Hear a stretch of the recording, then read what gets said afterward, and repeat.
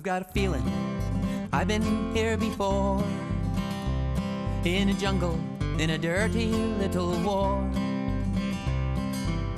Young men can die so fast, my God, let's not repeat the past. I got a feeling I've been here before.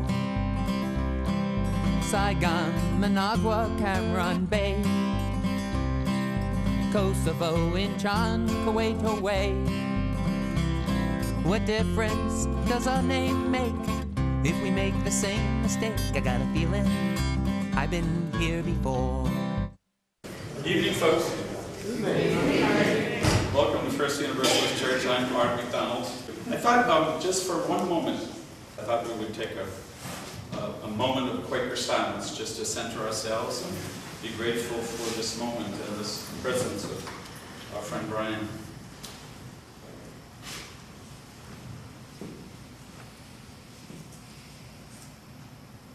I want to give a brief biography of Brian because I know he's not going to say most of the things that you might want to know about his background and who he is. He wants to talk about now and you and me and responsibility in the future. Brian Willson was born on the 4th of July, 1941. All-American boy in an all-American town with an all-American family. It goes back for generations. This is what patriotism looks like, incidentally. He grew up in the Finger Lakes region, went to Chautauqua High School, graduated there, Jamestown Community College, George Washington University, finally graduated in 1964 from Eastern Baptist College. Received his draft notice March 1966. He, in that moment, decided to control his life a little bit and enlisted in the Air Force. There's another interesting person at that time who received his draft notice, but he had a student deferment that, remarkably, he was able to get extended 5 times further. His name is Dick Cheney. So he often enlisted in officer training school, and the Air Force went through special ranger training for combat security squadron to guard the Air Force bases in Vietnam. By that time, there had been so many attacks on the U.S. Air Force and other bases, successful attacks, that the Air Force no longer trusted the Army. They wanted their own security. Brian was commissioned an officer, rose to the rank of captain. Served from March 7th in 1969 at Vinh Tui in the Mekong Delta. And part of that was being asked to go out and do body counts. And he observed what the reality was. The bombing of hamlets, of villages, of civilians. Any person that was dead was called a communist and was counted as the enemy. Men, women, and children. And Brian began to ask questions and began to refuse orders that were utterly cruel, criminal, and inhumane. Like, do you see those men in the boat over there fishing? Shoot them. Within 5 months, Brian was expelled from Vietnam. Came back, finished his law school, graduated from Washington College of Law, American University in 1972. He was a legislative aide to State Senator Jack Bachman, working on prison mental health issues. That's where Sonny Robinson got to know him. They both saw each other after many years tonight.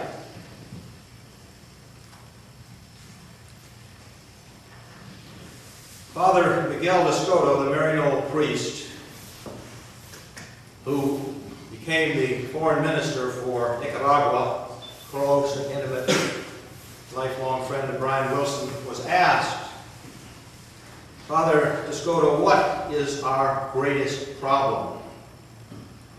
What do we need to address? Is it war?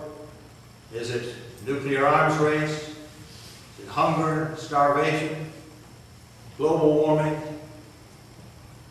He said, our greatest problem is our lack of faith.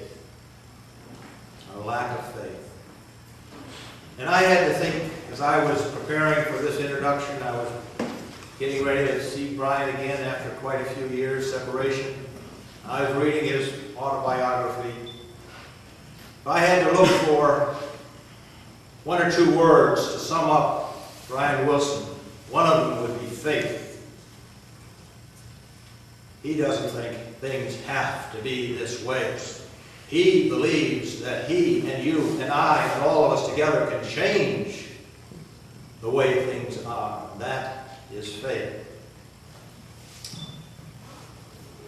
Now, if you thought about one word to identify with Brian Willson, you might think courage. Unimaginable. Heroic, unbelievable courage. But actually, that's not the word that comes to mind, because Brian and I were walking on the walk for life through the contra zones of Nicaragua. We were scared. We heard the mortar rounds and the gunfire in the hills around. The road was heavily mined. Ambushes were ahead and behind, and Brian was the first to arrive on an ambush.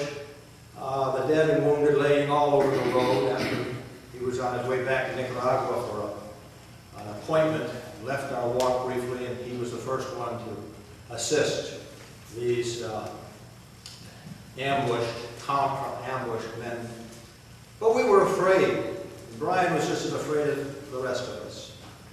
And you might think, sitting down on a railroad track that was sending shipments to Nicaragua and to El Salvador, but that was courage. Unbelievable, unimaginable courage. The fact is, that day, Brian was announcing another fast. He fasted for 47 days on the steps of the Capitol in '86, and he was announcing another fast to begin on the anniversary, September 1st. There wasn't a person there who could imagine that train wouldn't stop, as they had stopped for weeks before. And the sheriff standing right there would arrest them and remove them. He was worried about giving up food. He'd been living on water for 40 days. And when he realized that the train had been given orders not to stop, and the train crew decided to accelerate, it was too late. But the thought of preparing to face a train wasn't in Brian's mind that day. He is flesh and blood like you and me, and just as afraid as anybody else as you and me. But faith, he's a man of faith, who sees the suffering in Vietnam and asks questions, who goes to Nicaragua in '85 and smells and sees and tastes another Vietnam and says, I've got a responsibility. I know what this is about. And starts a 47 open-ended, water-only fast on the steps of the Capitol. That's faith. I can change this. I am responsible for changing this. It doesn't have to be this way.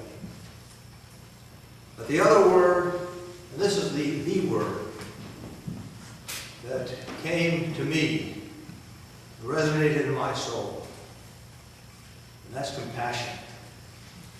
Compassion.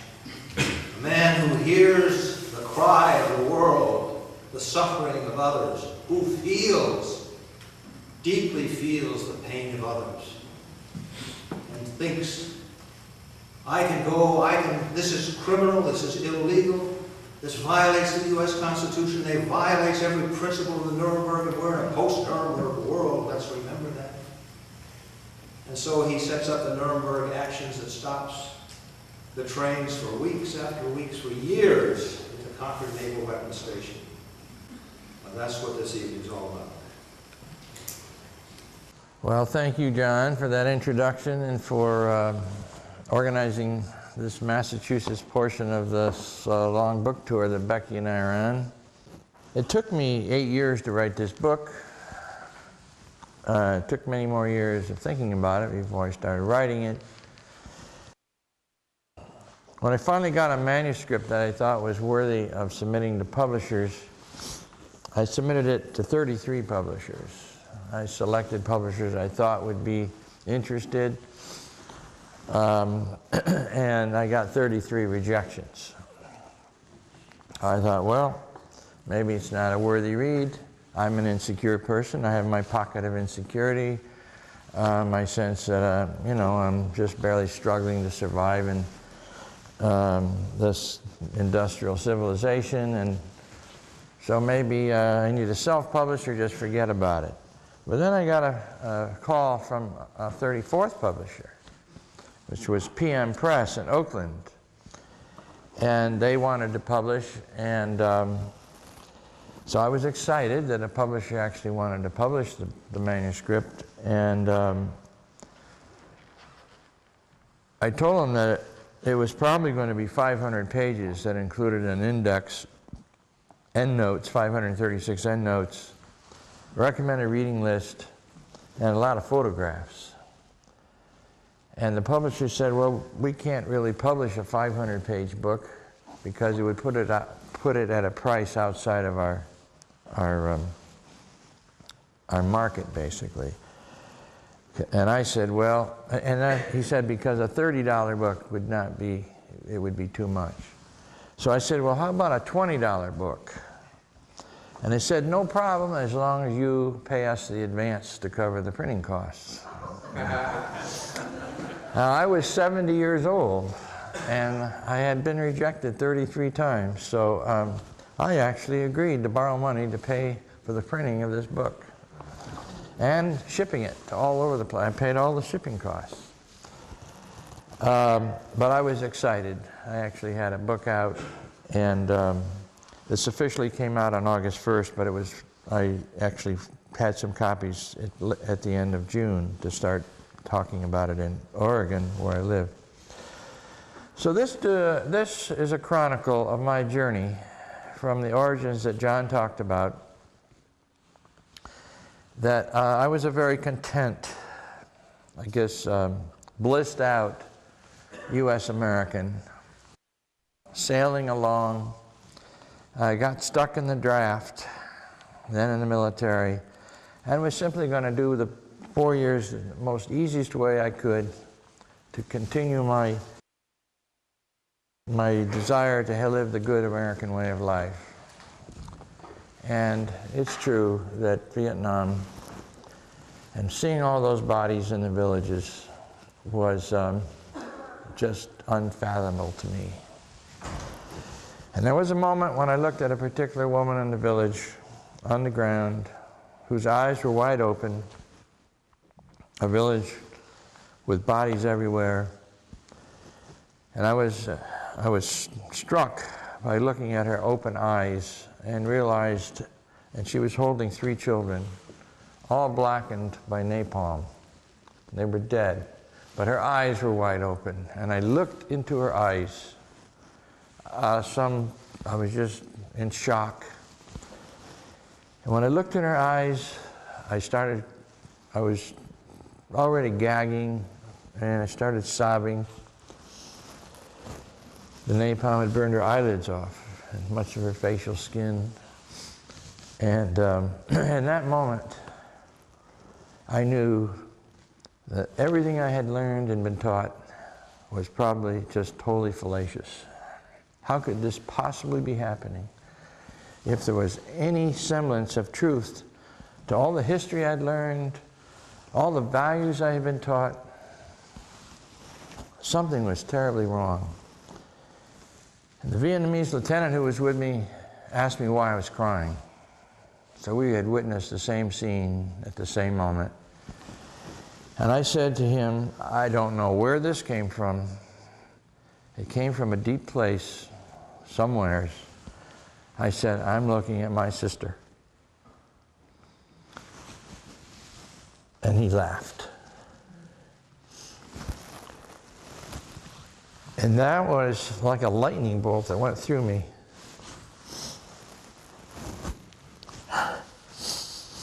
Still very close. 42 years.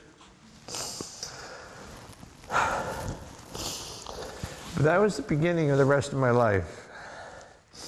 I was on a different track. All of my paradigm, my sense of the wonderful nation I grew up in was gone. It was irreversible. I call it irreversible knowledge. There was no way I could go back. And it was not anything I was looking for. I was not seeking it. I was not an inquisitive person. I was just kind of trying to get through this as best I could. So from that point on, that was in April of 1969. From that point on, it's now 42 years. 42 and a half years. And really, this book is about 42 and a half years of discovering what it means to be a human being in industrial civilization. Trying to actually learn uncivilization, being uncivilized, so that I could recover my humanity. And so in this search,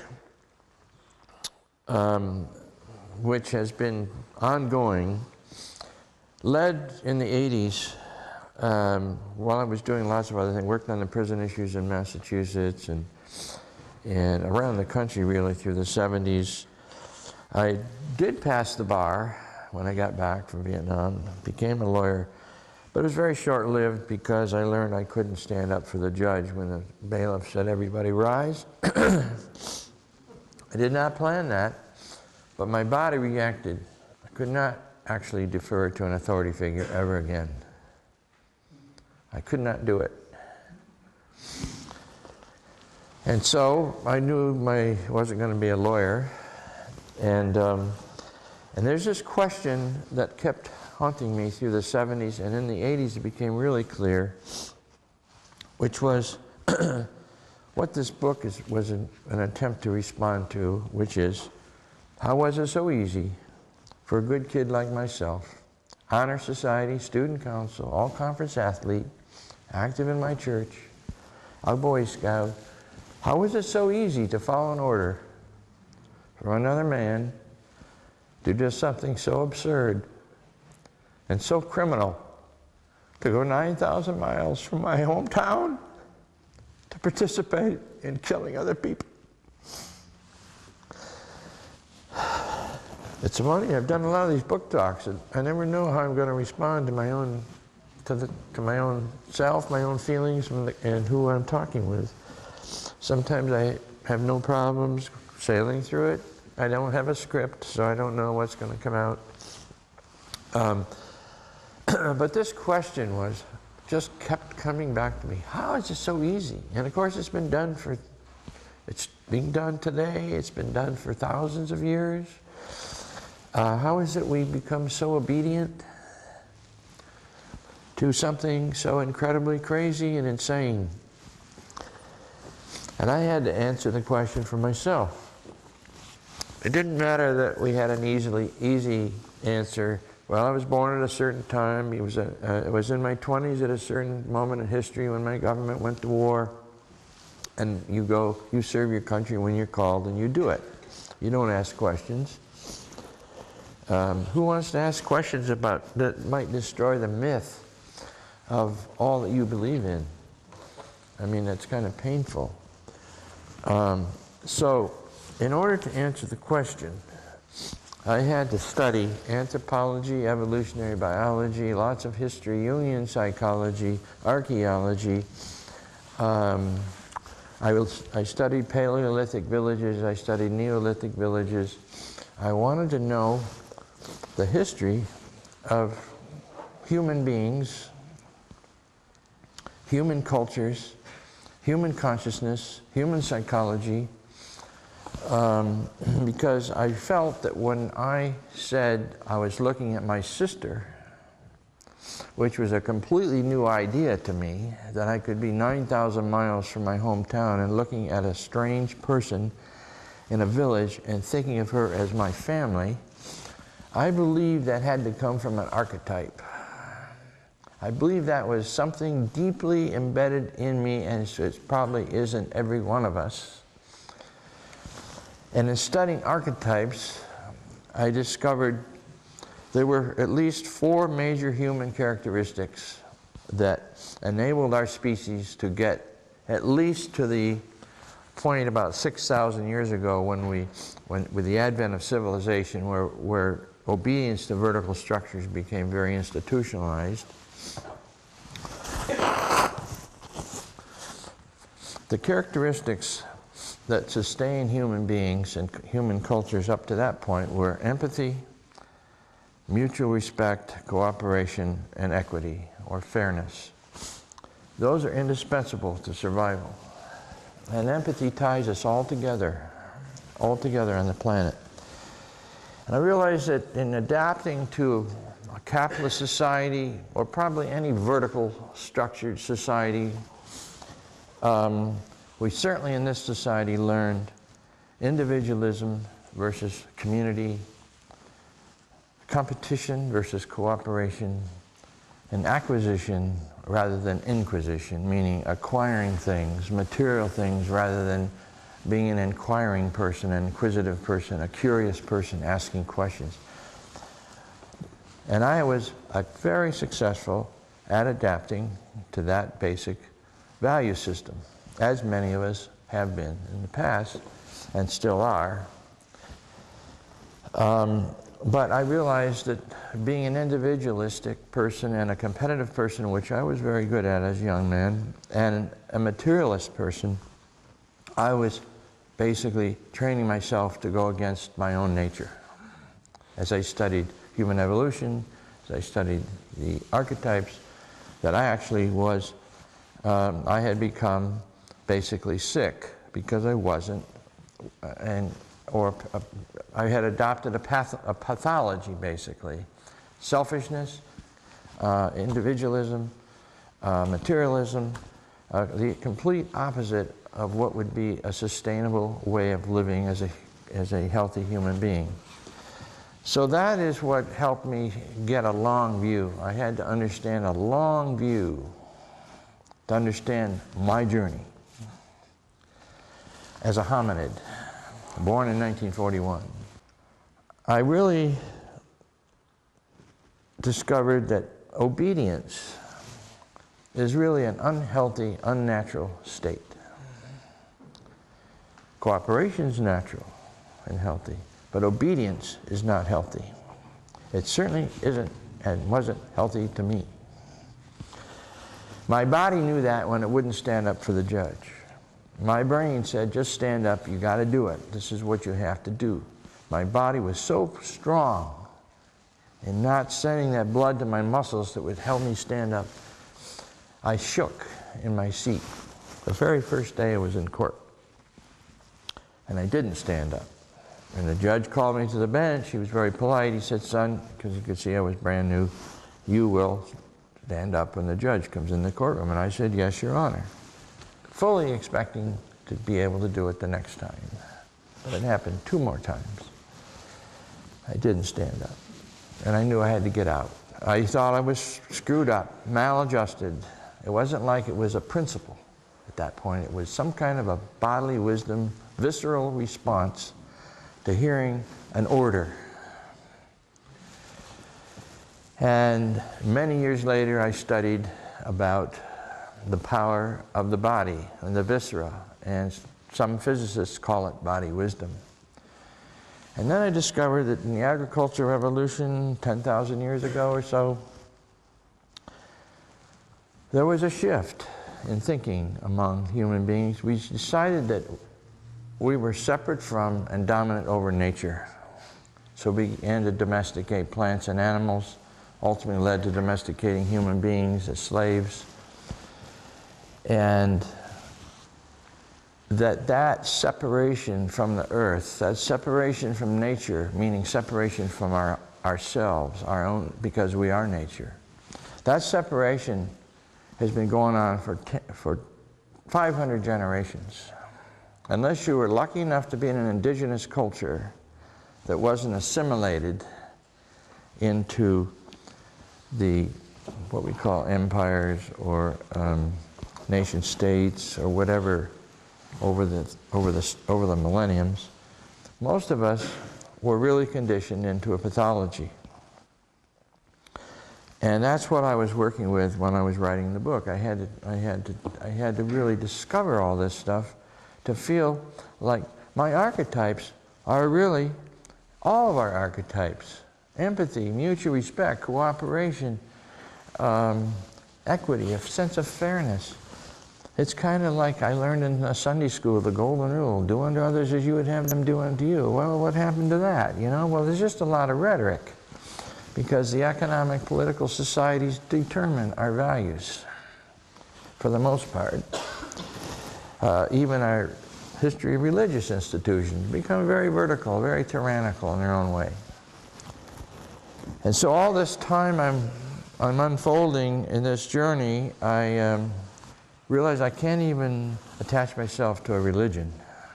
Even though I learned from Buddhism, Hinduism, I'd been a Unitarian for a while. I grew up as a Baptist, was preparing for the Baptist ministry at one point before I went in the military.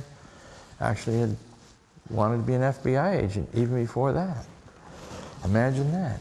I went through all my interviews, thought for sure I was going to become a junior agent to protect us from communism. And I studied Russian at the university. I thought I could infiltrate communist cells who might be talking Russian. This is how naive my upbringing was. But I grew up in the McCarthy era. My father was a member of the John Birch Society. Understanding that my compassion was a natural human trait. It's not something unusual. It is deeply embedded in our genetic code. It just isn't in our brains. Compassion isn't in the brains anyways, it's in the body. But we've adopted, or I adopted, of course, the sense of what I needed to do to be successful, to be adaptable. And that is an ideology in the brain that's totally separate from my body. And looking in that woman's eyes changed all that. So I was blessed. I actually had an experience that couldn't be reversed. And I had to understand where it was leading me, knowing I was going to be in some unknown territory on a journey that I had no idea, with no gurus, no language, no particular way of knowing how to do it. And so that question, and pursuing that question and understanding these feelings was, I started feeling that I was very, really legitimate. I mean, it wasn't like I was screwed up.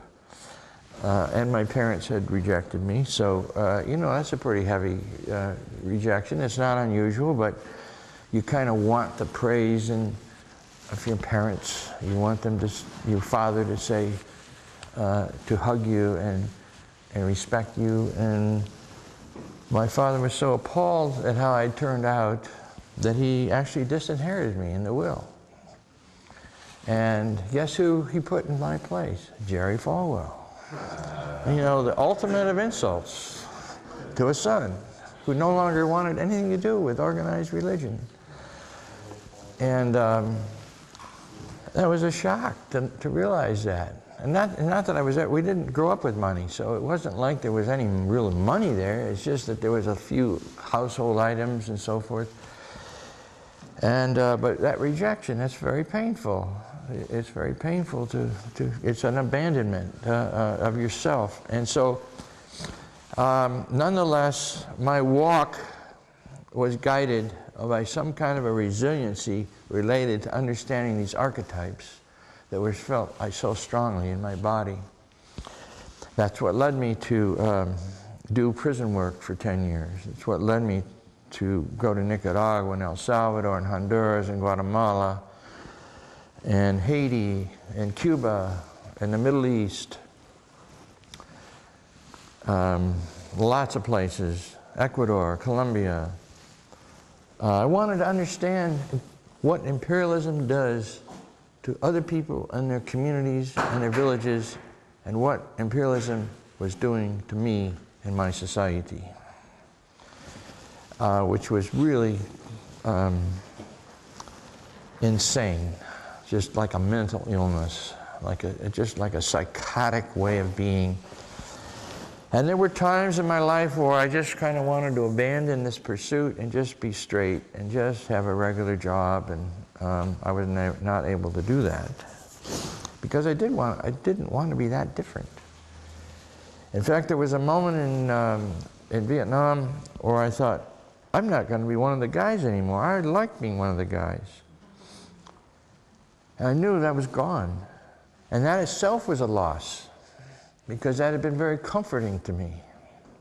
I was a very happy boy with the guys. I was a good athlete and good student and popular and so forth. So, when I went to Nicaragua for the first time,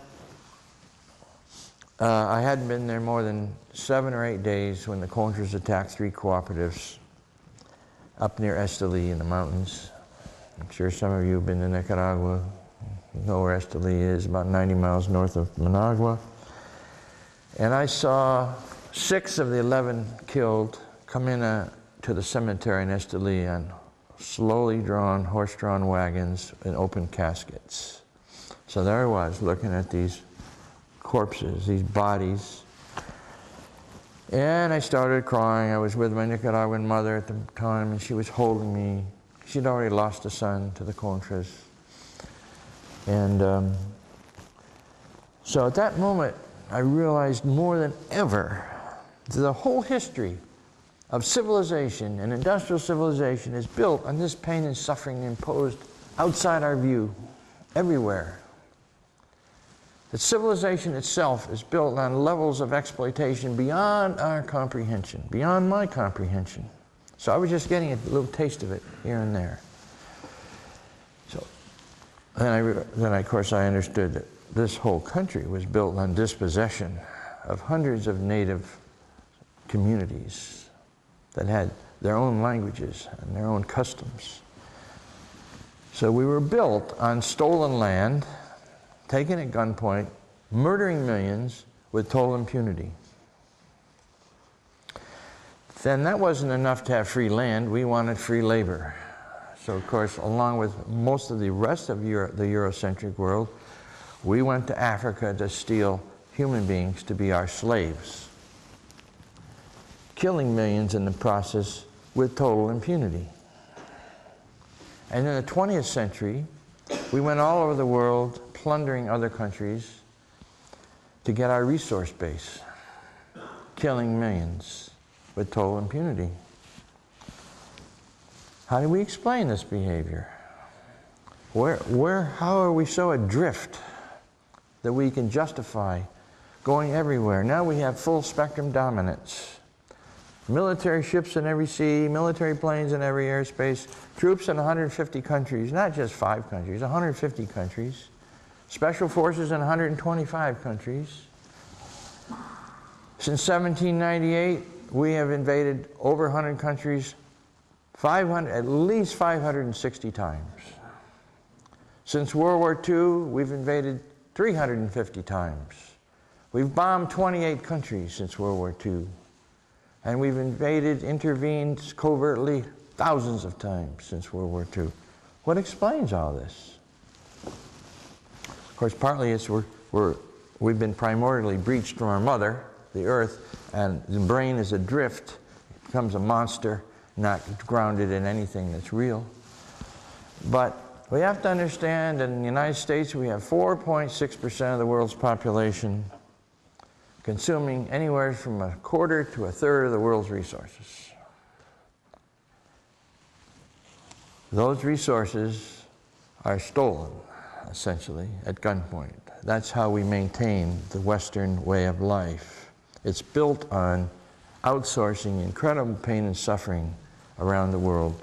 And since the conquest in 1500, the 20% of the Eurocentric world plundered the other 80%. So we're kind of at the end of that 500-year cycle because we're destroying everything. That couldn't be happening if we were in our right minds. Gandhi at one point said, the most important thing is to rediscover our right minds, which are in our hearts, which are in our archetypes. And so I've had to slow my life down. I've had to learn how to breathe, I've had to learn how to, I cycle, most of my travel when I'm home is by hand cycle. I go about 10 miles an hour. I do 5,000 miles a year. And it's a very radically different way to move my body than being in a car. It's very, almost thrilling to be fully engaged in my journey. Just to go to the co-op or to go to a meeting. That journey, just the experience of it without any walls, having to be alert every step of the way. But in Portland, it's easier because there's thousands of bicyclists on the road. And so you're part of a bike culture. And so I've come up with some mantras that kind of have guided my own life. And my main mantra is, we are not worth more, they are not worth less, which is mentioned in the book. But I talk about living with less and living locally. I talk about contracting our lives into a bioregion and relocalizing into local communities and conserving. Perhaps the occupation movement is the beginning of a whole new shift in the way we think. Enough is enough, and we're going to congregate in the streets and start conversations horizontally. Another theme in the book is moving from vertical structures to horizontal structures. Another theme is dignity trumps longevity. What is longevity without dignity? Nothing. It's just existence. And I've learned that from the Vietnamese, I learned it from the Nicaraguans, I learned it from the Salvadorans. There was a 14-year-old Salvadoran gorilla. When I met with the gorillas in the mountains, he already had his forearm shot off. 14, he was with the gorillas. And I asked him how it was like being in the mountains at 14 with the gorillas. And he said, my option is to go back home and starve to death. I would prefer to die with my dignity. I said, yeah, dignity is really important. Without dignity, what do we have? We have compliance, we have obedience in order to preserve our longevity. For what? Martin Luther King said, unless you, he said, to be free, you have to overcome the fear of death.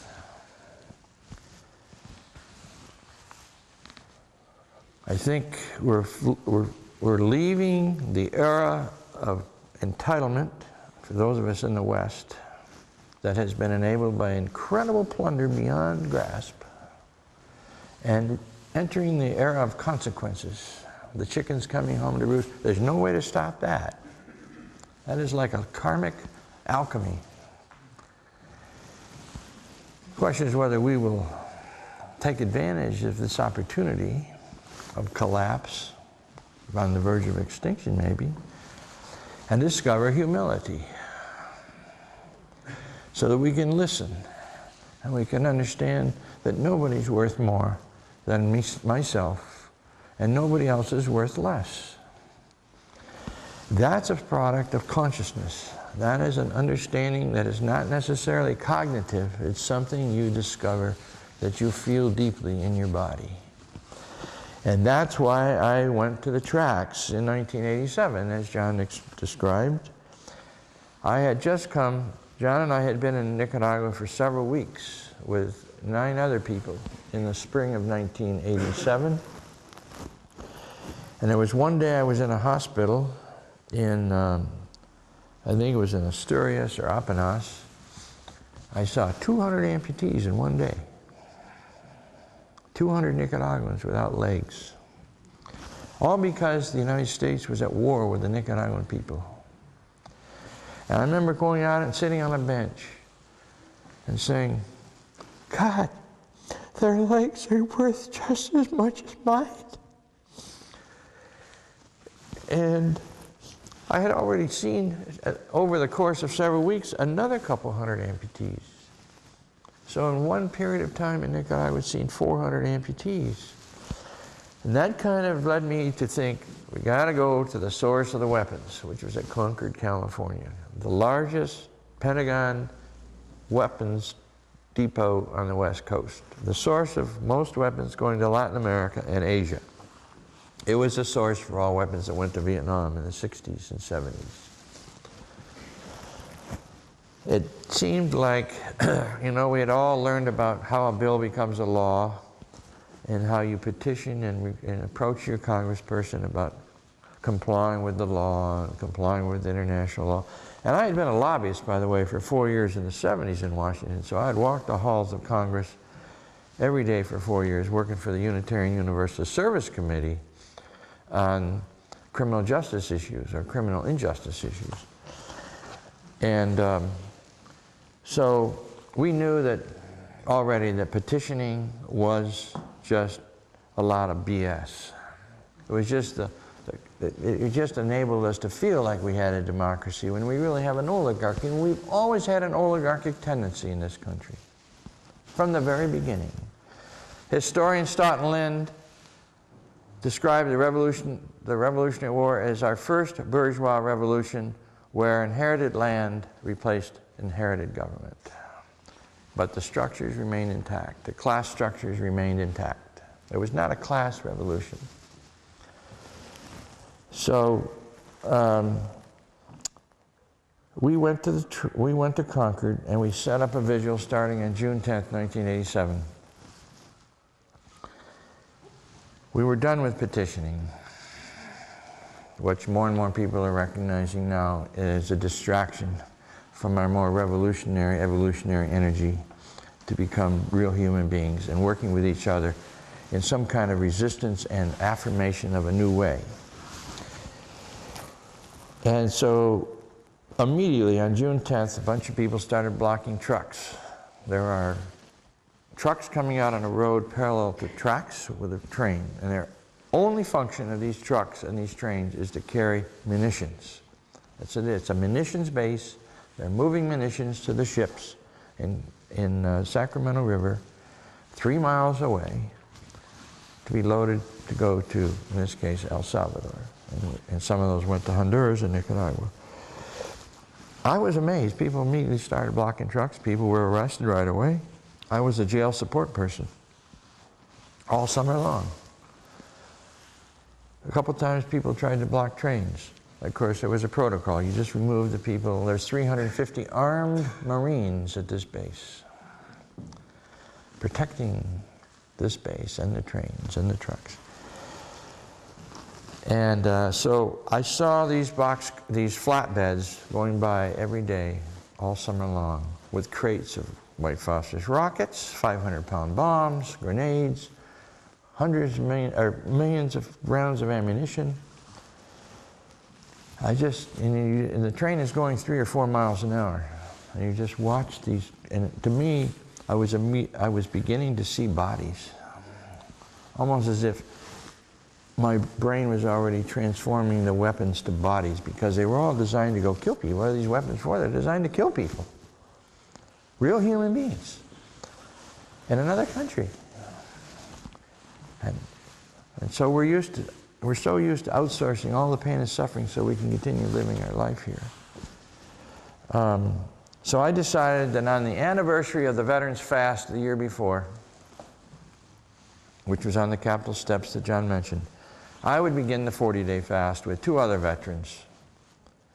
And so we took our position at 10 minutes before noon on September 1st on a bright sunny day. Could see the train for about 600 feet down the tracks. Its speed limit was 5 miles an hour. Usually it went 3 or 4 miles an hour. And the next thing I know, I woke up in a hospital. I have no memory of what happened. I woke up about 4 days later when 9,000 people were at the tracks ripping up 300 feet of the tracks. 9,000 people came to the tracks enraged and ripped up 300 feet of tracks and stacked up the railroad ties in sculptures. The police couldn't stop it. There were so many people, the police just had to watch it. That was the day that I learned I had been run over by a train. I had no memory of it. I couldn't conceive of it. It was a totally unbelievable thing. I had been an installation security officer in the military, been through 4 different trainings about preserving military security at bases It was just some inconceivable thing that a commander would move a weapons train with anything on the tracks, a car, a cow, human beings, whatever. You wouldn't do it. You'd remove the impediment and continue. Not a big deal, really. So 40 of my friends witnessed it. 12 of them were Vietnam veterans. There were 5 photographers there, a videographer. It was the most well-documented being hit by a train probably in the history of the world.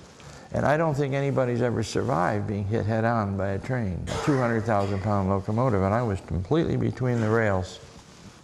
There's some pictures in here. So what I learned was this, that on that day, the train crew had been ordered not to stop. The FBI looked at the video footage and said the train was moving at 17 miles an hour at the point of impact in a 5-mile-an-hour zone. On the 17th or 18th day of my hospitalization, somebody handed me an article from the Peoria, Illinois newspaper. Why was somebody handing me that article? It was an article about an FBI agent in the Midwest who was fired after 22 years in the FBI for refusing to investigate me and 3 others as domestic terrorist suspects. What? The 4 of us that had fasted in '86 had been put on the terrorist watch list in 1986, unbeknownst to us. So why would we think we were on the domestic terrorist list?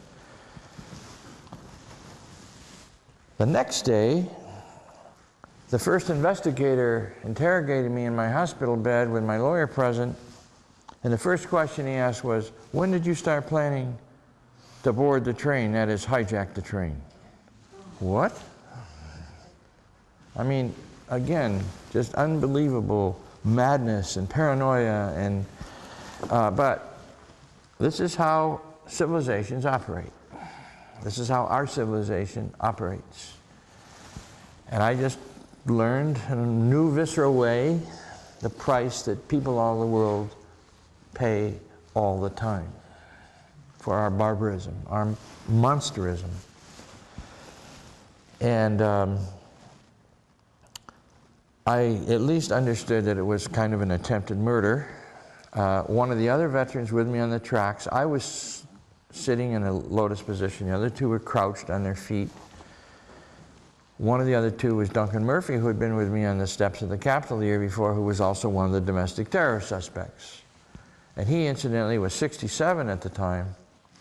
And he jumped straight up. He didn't leave the tracks. He jumped straight up at the last minute, grabbed the railing over the platform that's over the cow catcher where 2 spotters always stood, and they were there that day, in radio contact with the engineer, telling them that it's all clear.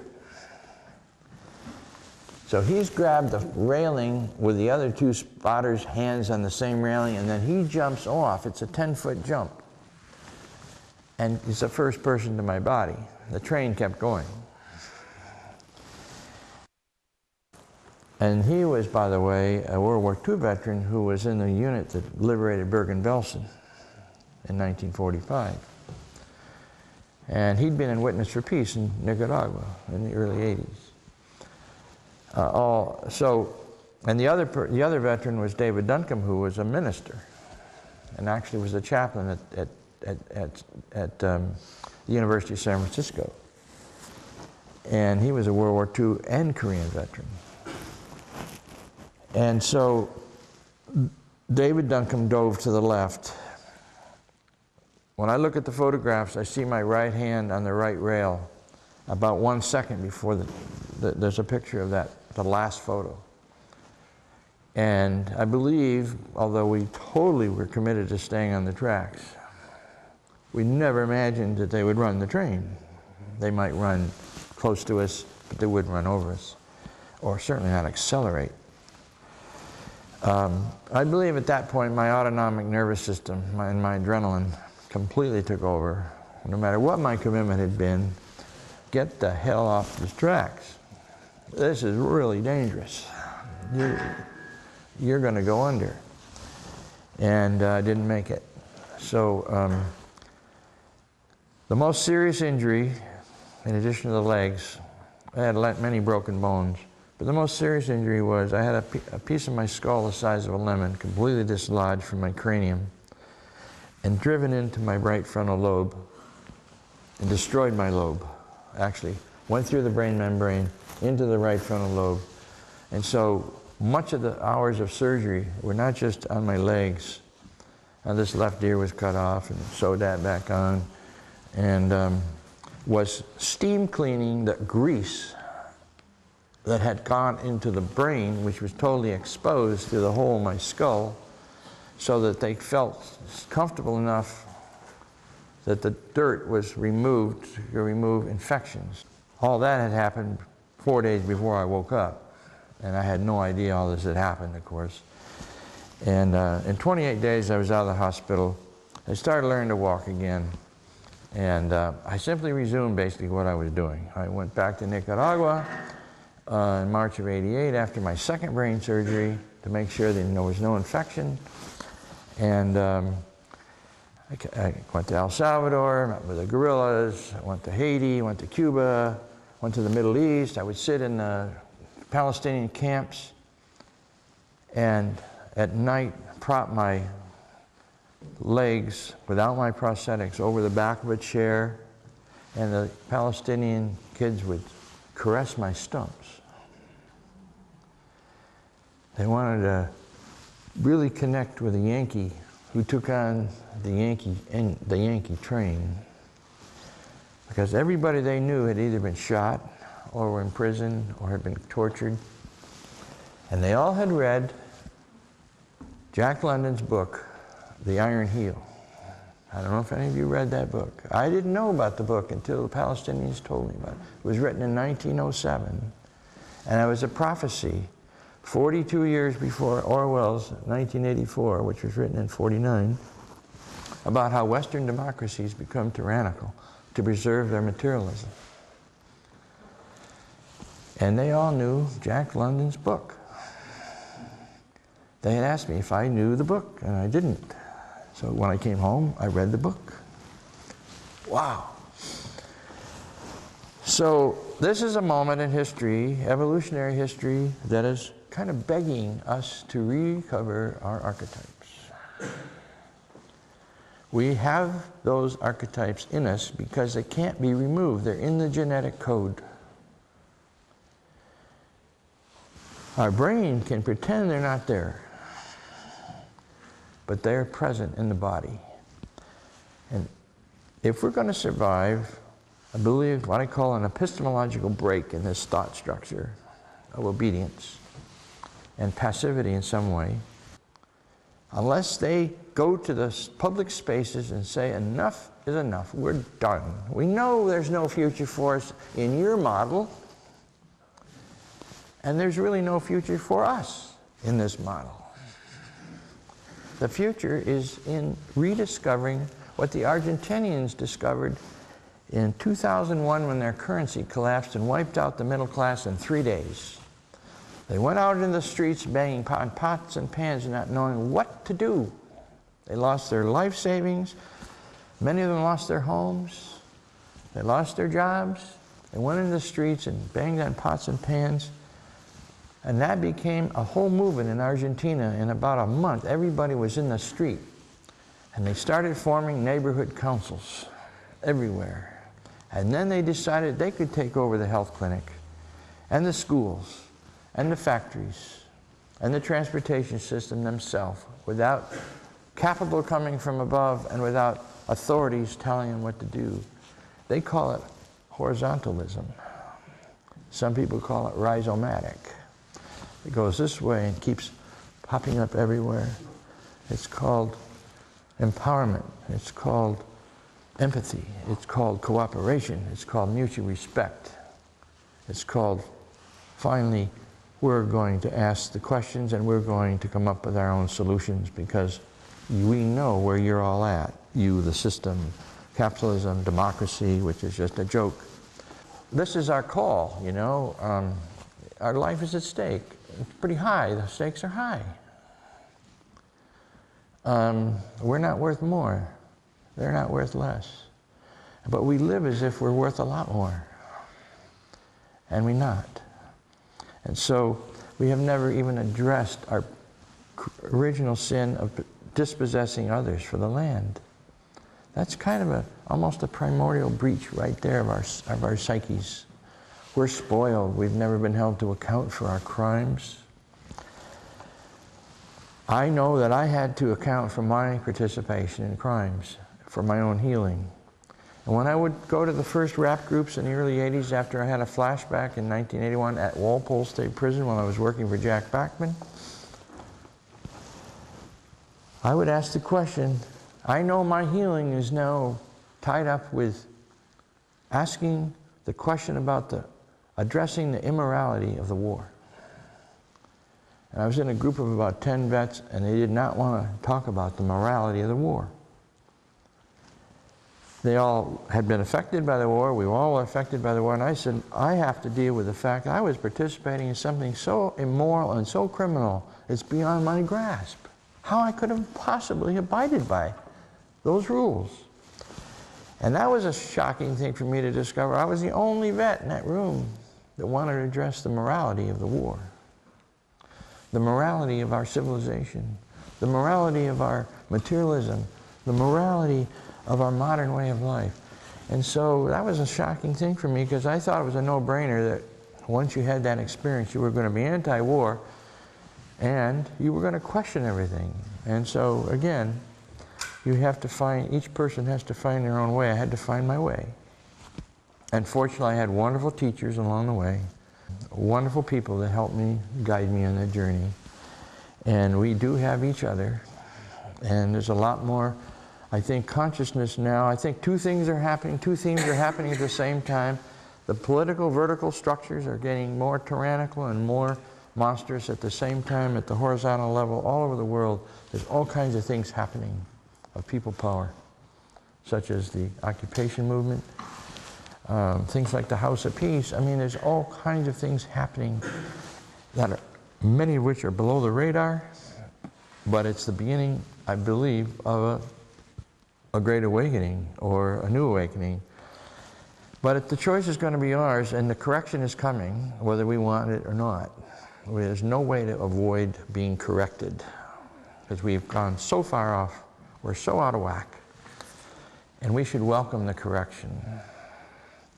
It's a blessing if we can welcome it and embrace it, and it will create new imagination, new creativity, new relationships that we desperately need. I had terrible phantom pain in my feet, which were no longer there. The pain was so intense, I was suicidal. Doctors had me on morphine, and the morphine was only muting the pain, but not eliminating the pain, and it was 24 hours a day. And a good friend of mine said, why don't you try acupuncture? I had never had acupuncture. I said, I'll try anything. 2 acupuncture treatments, 6 days apart, and the phantom pain gone. I was very fortunate to have a prosthetist. He came to my house, and he said, I so much want you to get back on your track. I am willing to be your prosthetist, and I don't want any money.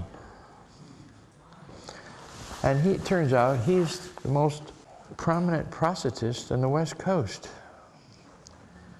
Wayne Koniak, 3rd-generation prosthetist. In the first 2 weeks I'm in the hospital, 3,000 people contributed $200,000.